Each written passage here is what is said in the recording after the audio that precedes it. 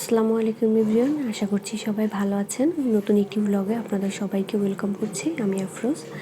কাল সারা রাত বৃষ্টি ছিল, আজ সকাল থেকেও বৃষ্টি হচ্ছে, আর ওয়েদারটা বেশ ঠান্ডা ঠান্ডা ছিল। তো ভাবলাম এই ঠান্ডা ওয়েদারে খাসির মাংস দিয়ে একটু বিরিয়ানি রান্না করি।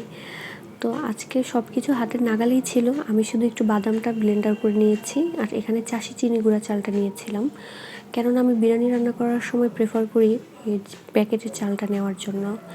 এখানে দেখতে পাচ্ছেন আমি সব মশলা এক এক করে দিয়ে কষিয়ে নিচ্ছি। আসলে তেমন কোনো মশলা না, যেহেতু আমি বিরিয়ানির প্যাকেট মশলাটা ইউজ করছি, তাই বাসার কাছে থাকা বা সামান্য কিছু উপকরণ যেমন জিরা গুঁড়া, ধনিয়া গুঁড়া, এগুলো ইউজ করে একটু মশলাটা কষিয়ে নিচ্ছি। আর আমি একটু সামান্য সরিষার তেলও দিয়েছি।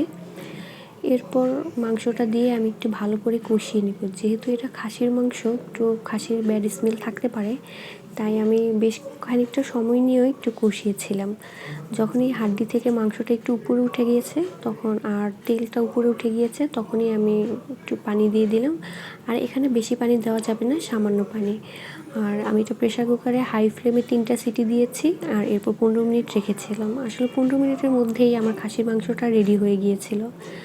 আর এখন আমি চালটা ধুয়ে নিয়েছি, কারণ আমার না আগের চালটা ধুয়ে নেওয়ার কথা মনে ছিল না। বিরিয়ানির চাল যদি আধা ঘন্টা ভিজানো থাকে তাহলে কিন্তু ভালো হয়, মানে চালটা ঝরঝরা হয়। কিন্তু আজকে আমার বিরিয়ানিটা তাও ঝরঝরা ছিল, আমি 15 মিনিটের মতো ভিজিয়ে রেখেছিলাম। আর মাংস থেকে যে তেলটা উঠেছে, আমি সেই তেল দিয়েই আজকে এই বিরিয়ানির চালটাকে কষাবো, তাহলে আর বিরিয়ানিটা অয়েলি হবে না।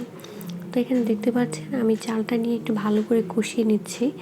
আর চালটা ততক্ষণ পর্যন্ত আমি নাড়াচাড়া করেছি, মানে যতক্ষণ পর্যন্ত চালটা হালকা না হয়, মানে যখন আপনি নাড়াচাড়া করবেন বুঝবেন যে হালকা হয়ে গেছে চালটা, বা আর আগে নাড়াচাড়া করতে সুবিধা হচ্ছে। এরপর আমি মাংসটা ঢেলে দিয়েছি। আর হ্যাঁ, বিরিয়ানিতে আলু দেওয়ার কথা আমি বলতে ভুলে গিয়েছি, আমি 3-4 টুকরা আলু দিয়েছি, কারণ আমি বিরিয়ানিতে আলু খুবই পছন্দ করি। এরপর সব কিছু নিয়ে আবারও একটু মেখে নিয়ে কষাচ্ছিলাম। তো এই যে আপনাদের দেখিয়ে দিলাম আলু, আমি আলুটা এইভাবে গোটা দিয়েছি আর একটু ভেজে দিয়েছিলাম। আর এখানে টেস্টের জন্য আমি একটু গুঁড়া দুধ ইউজ করেছি। আর সবসময় এখানে চেষ্টা করবেন গরম পানিটা দেওয়ার জন্য। আমি যেহেতু আজকে 1 কেজি চাল নিয়েছি, তাই আমি ভাবছি যে একটু পানির পরিমাণটা বুঝে শুনে দেব। তাই আমি 1 কেজি চালের জন্য 2 লিটার পানি ইউজ করেছি, 2 লিটার থেকে একটু কম। আর এই যে একটু সামান্য কেওড়া জল দিয়ে আমি এটা দমে বসিয়ে দিয়েছি। আর দেখুন কি সুন্দর হয়েছে দেখতে। এরপর আমি দমে আরও 15 মিনিটের মতো রান্না করেছি। আর উপর থেকে আরেকটু বিরিয়ানি মশলাটা আমি ছিটিয়ে দিয়েছিলাম, যাতে ফ্লেভারটা আরেকটু ভালো আসে। আর বিশেষ করে কিছু কাঁচামরিচ আপনারা দিয়ে দিবেন এর ভিতরে, তাহলে দেখবেন যে ফ্লেভারটা আরও বেশি ভালো আসে। তো আমি 5 মিনিট পর পর দমে দিচ্ছিলাম আর নেড়ে চেড়ে দিচ্ছিলাম। দেখছেন মাংসগুলো দেখতে কিন্তু খুবই সুন্দর হয়েছে। তো আমার বিরিয়ানি রান্না শেষ, প্লেটে নিয়ে নিয়েছি।